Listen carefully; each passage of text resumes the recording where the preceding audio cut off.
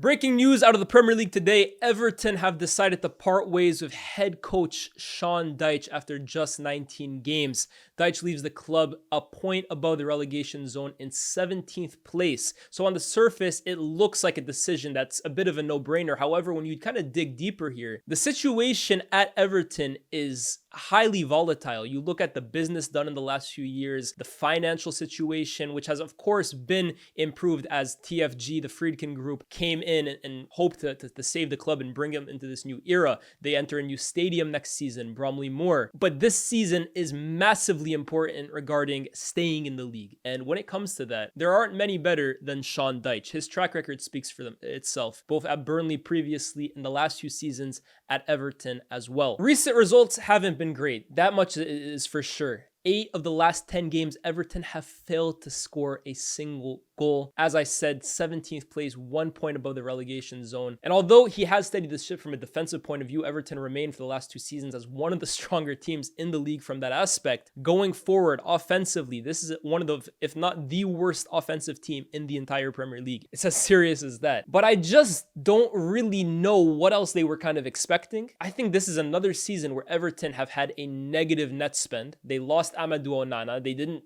really spend the money in any kind of way, shape, or form. Maupay left the club. A replacement attacker wasn't brought in. Yes, Iliman Ndiaye came into the club, but let's be real. They're not signing Messi here. He's done the best he could. Very good player, but I feel like Everton are where we'd expect them to be. A relegation dogfight. And that's not because of Sean Dyche. That's almost despite Sean Dyche. This is a club the last few seasons that personally, I think from a pure talent point of view, are fortunate that they didn't go down. They have one of the least talented teams in the Premier League. You go player for player, especially in attack. I think defensively, you got a few decent pieces there. But when you look at the midfield and attack, it's one of the least talented teams in the league. So personally, I believe that the job Sean Dyche did when he first came in, replacing Frank Lampard when the club were around 17th place, I think he guided them to 15th. And then last season, hit by 2 points deductions on 2 separate occasions due to financial problems the club had previous to Sean Dyche. 2 points deductions under Sean Dyche, and still he kept them safe. And I would say comfortably so as well too. You never got the impression last year that Everton would go down. And I think a big part of that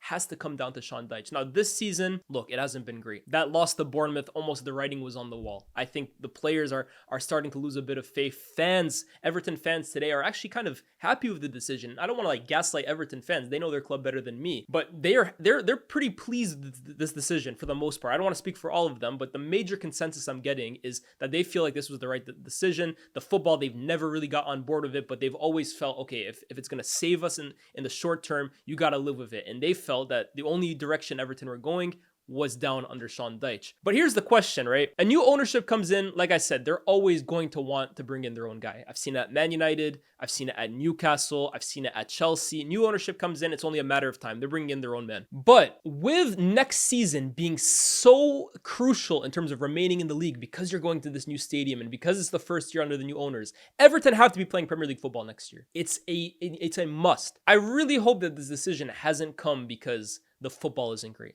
That's all I'm really hoping for here. If they feel that they can get someone that can help them stay up in the league more so than Sean Dyche, then by all means, make that move.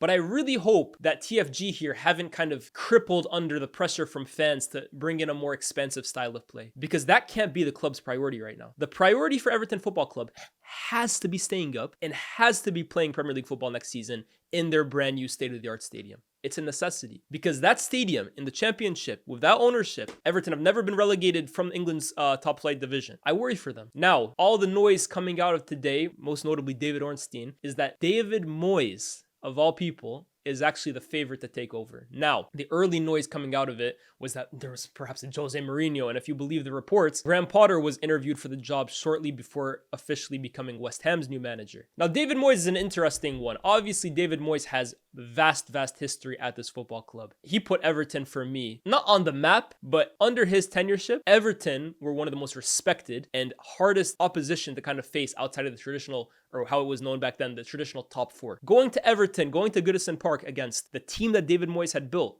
was a massive struggle. And he took them from, and some Everton fans would even agree with this, they were probably in a worse position when he took them over than they are currently, which is saying something. But under his stewardship, they built a side that nobody wanted to play against, headlined by the likes of Tim Cahill, Marwan Fellaini, Yakubu, Ferguson, like Tim Howard eventually, Jagielka, Baines, and Coleman down either flank. He built a really solid side that, let's face it, they qualified for the Champions League at one point. They didn't make it past Villarreal, but he had them as a top side. And obviously, he made that move to Manchester United, and the rest is history, right? He only really kind of saved his reputation when he landed at West Ham, where he kept them up from a tricky situation, and then ultimately made West Ham the modern day version of his Everton team, a team that, again, no one wanted to play. They became a European side that even won silverware for the first time, I think, in their entire history, or their first time in decades.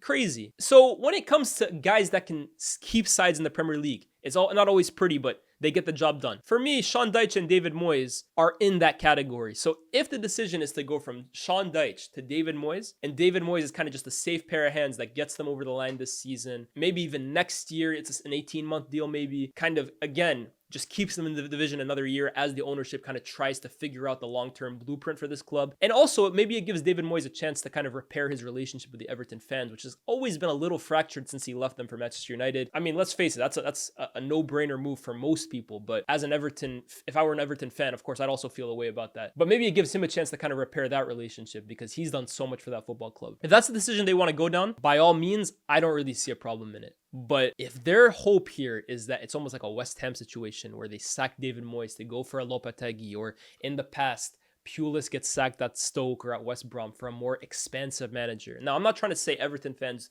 don't have the right to dream big. Long term, they deserve to be watching excellent, beautiful, free-flowing football. They have new owners that hopefully are going to invest more in them because Everton's a massive club. They deserve to be higher up the Premier League and deserve much better than what they've been put through the last few years. That's okay in the future, but right now, Everton have to stay up. So if the move is to get David Moyes, by all means, do it. He'll keep you up. David Moyes will keep Everton Football Club up. That I have no doubt. But if the direction is a Graham Potter-esque move, which they were rumored to do at the beginning of the week, Graham Potter is a fantastic manager, and I believe he'll do big things at West Ham. But this Everton side right now, I don't think that's a good fit. And I don't think that style of manager is a good fit whatsoever either. Long term, by all means, dream big, dream huge. But right now, I think you need a guy that knows how to stay in the division, is going to play ugly football, but he's going to play effective football. And by match day 38, has Everton retaining their Premier League status for another year. Unfortunately, I believe that was Sean Dyche.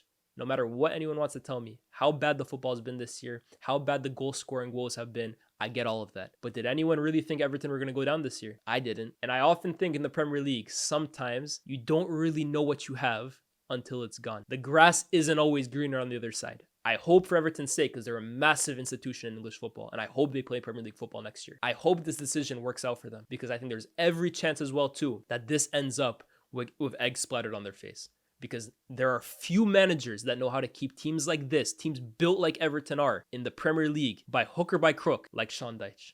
David Moyes, I hear it. He also knows how to. I will never take that away from David Moyes. But outside of that, be very, very careful what you wish for. That's all I'm saying.